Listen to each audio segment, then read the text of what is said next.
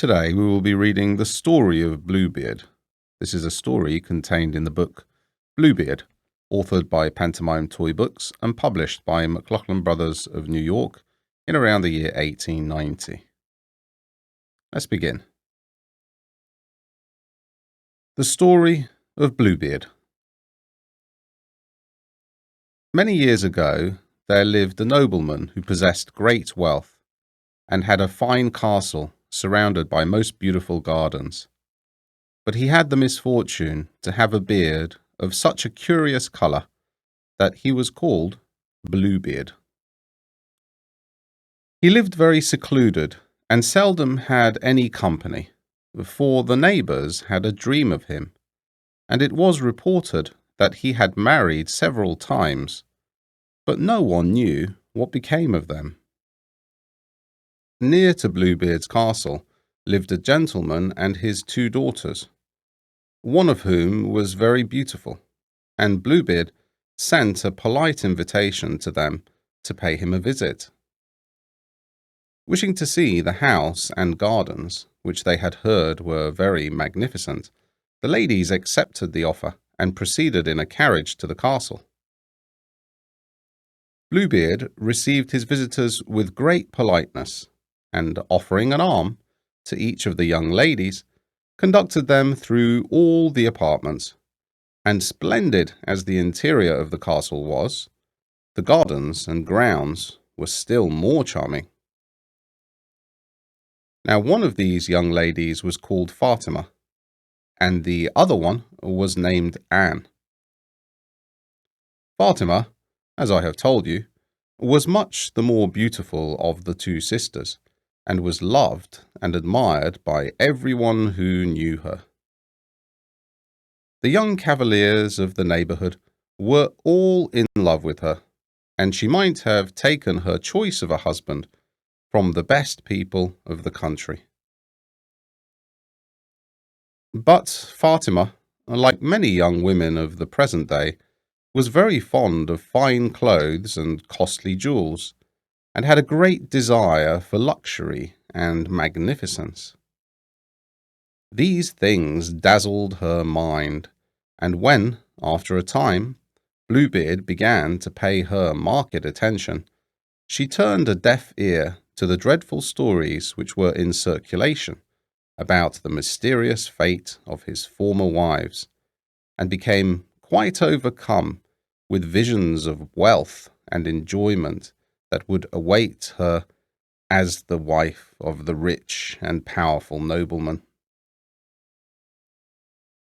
Bluebeard seemed very much in love with her, and gave her the most elegant presents imaginable, so that when at last he declared his passion with many protestations of respect and love, accompanied with promises that he would never cross her wishes in the slightest respect, but be the devoted slave of her will, she consented to marry him. Poor, foolish Fatima, you see, flattered herself that whatever might have been the trouble with his former wives, she would know how to manage him, and by means of his seemingly great affection for her, would be able to retain her power over him forever.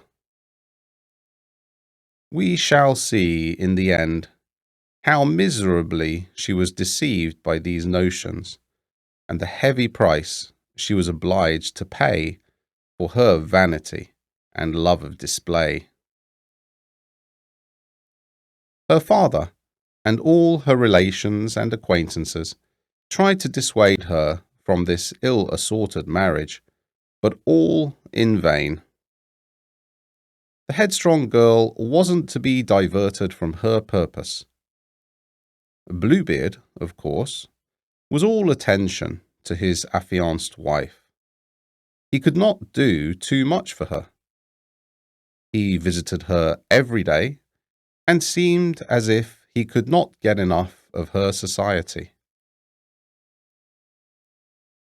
The most elegant carriages and horses were placed at her disposal, with servants in gorgeous liveries, while the harness blazed with ornaments of polished silver and gold. Nothing was too good for her, and as she rode in state through the surrounding country, attended by a train of Bluebeard's retainers and servants, dressed in glittering costumes, you would have thought she was a queen, at least, making a tour of her dominions. This was all very pleasant for the vain and giddy Fatima, so much so indeed that she was in no hurry to fix the day for the marriage. But Bluebeard at last grew impatient at the delay, and fearing that she might, after all, slip through his eager fingers, by dint of much persuasion, he at last induced her to name the happy day. Nothing that was ever seen in the country could compare with the splendour of the marriage, and when the bride and bridegroom rode away upon their wedding tour, many a thoughtless maiden would have gladly taken the same chance for so rich a husband. For some time after this joyful event, Bluebeard behaved with the greatest kindness to his wife, who imagined that nothing was wanting to complete her happiness. One day, however, her husband said, "My dearest Fatima, business compels me to go on a short journey. I shall not be absent long, but while I am away, do all you can to pass the time agreeably. Here are my keys. You may go all over the castle, but as you value my love, do not enter the blue chamber. Farewell. Remember what I have said." Fatima promised obedience, and accompanied by her sister Anne, who was with her on a visit, went through all the various apartments, admiring the elegant ornaments which decorated the rooms. But she was not satisfied, for she felt a strong desire to enter the blue chamber. At last, her curiosity overcame her prudence, and she and her sister approached the forbidden place. Here she paused for a moment. All was silent. She unlocked the door of the blue chamber and peeped in.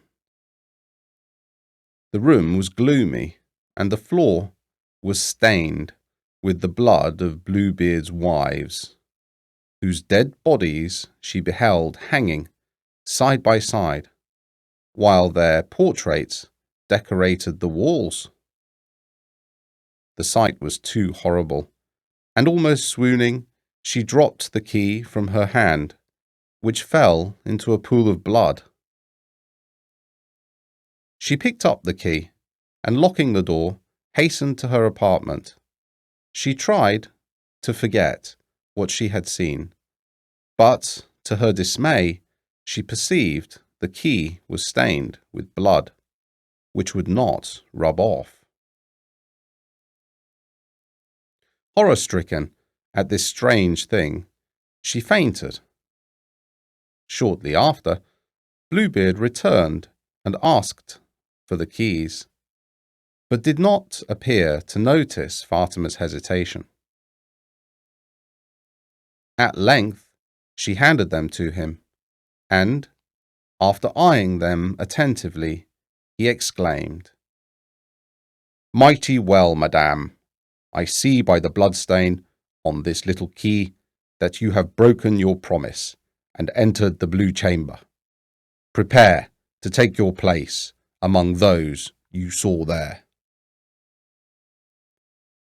At these fearful words, Fatima and her sister uttered terrific shrieks. Poor Fatima thought her last moments had come, and falling on her knees, she cried, "Have mercy on me!" "No," exclaimed Bluebeard, drawing his sword. "You shall die this minute." Then grant me a short time to say my prayers, cried the distracted lady. Only 10 minutes, roared Bluebeard, and not a moment more. Go and prepare for death. As soon as this indulgence was obtained, the distracted wife begged her sister to ascend the stairs to the tower of the castle, and look if she could see their brothers coming, as she had invited them to visit her. Her sister hastened up, but said she could only see the sheep peacefully grazing on the hillsides. Look again, dear sister. Do you see anything now? Said the afflicted wife.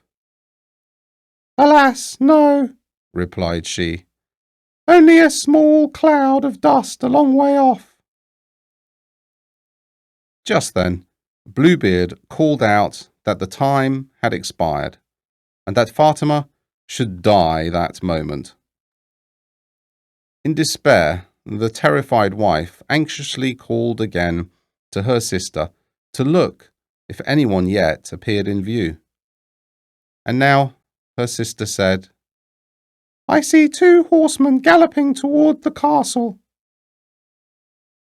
Make signs to them to hasten, shrieked Fatima. The time is fully up, cried Bluebeard, and he ascended the stairs to slay his almost fainting wife. He seized her by her beautiful hair and was about to give the fatal blow with his sabre, when a loud knocking at the castle gates so startled him that he stood for a moment motionless. But in an instant the gates flew open, and 2 soldiers entered, who proved to be Fatima's brothers.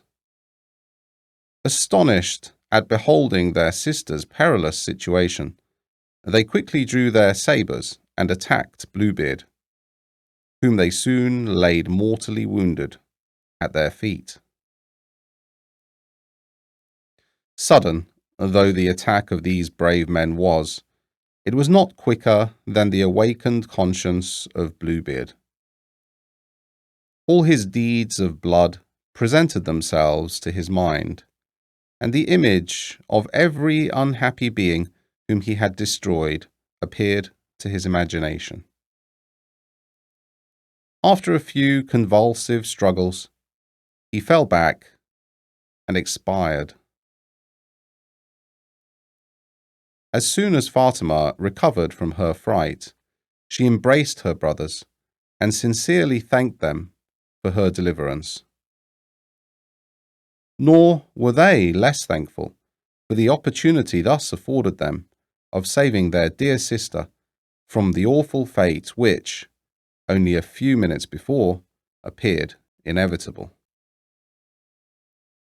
Fatima's first care was to have the bodies of the unfortunate ladies whom she had seen in the Blue Chamber decently buried, and after several months had passed in the society of her friends, her health and spirits became established once more. The sufferings and privations of the poor in the neighbourhood also claimed her attention. She relieved all those who were in want, visited their dwellings, and added many comforts to which they had been strangers before. She also added a plot of ground to every cottage, and gave to each of the industrious families a cow and 2 or 3 sheep. By these means she enabled them, by their own exertions, to secure a humble competence, and in a short time every person upon Bluebeard's estate was rendered happy, and became her firm friends. The end.